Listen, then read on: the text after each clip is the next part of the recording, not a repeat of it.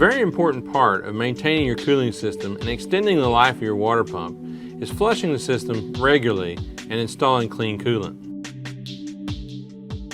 The cooling system on nearly every vehicle on the road today operates basically the same. You'll have a water pump and its job is to circulate the coolant through the system.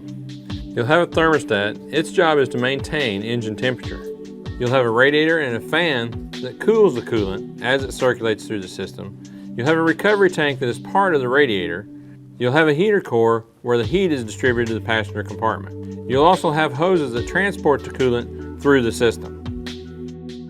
When servicing any of the components in the cooling system, it's extremely critical that you properly flush the system of the old coolant. This will remove any contaminants that could shorten the life of the water pump or the other components. In order to properly flush the system, you will be required to use a flushing kit. These are generally available where you purchase your coolant. We'll start by removing the radiator cap to relieve any pressure in the system. Before doing any cooling system repairs, make sure that the engine is thoroughly cool. When inserting the flushing tee into the system, you'll need to locate the heater hose that goes from the block to the heater core and installing the flushing tee into it. Install the backflow preventer that comes with your flushing kit to the flushing tee. Attach the water hose to the backflow preventer and begin the flush. Be sure and capture any coolant and dispose of properly. In order to back flush through the engine block, we'll place a clamp on the heater hose between the flushing tee and the heater core. Once the water is running clear, we'll move the clamp between the flushing tee and the engine block. This will allow us to flush the heater core.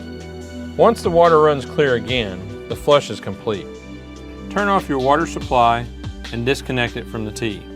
Depending on how you elected to install the flushing kit, either remove the flushing tee or cap it. Drain all the tap water and residual coolant out of the radiator and engine block.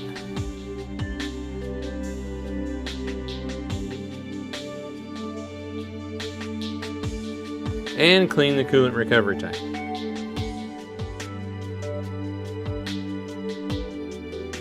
With the cooling system completely drained, you're now ready to begin the repair. If you were flushing the system as a routine maintenance, you're now ready to refill the system according to manufacturer specifications.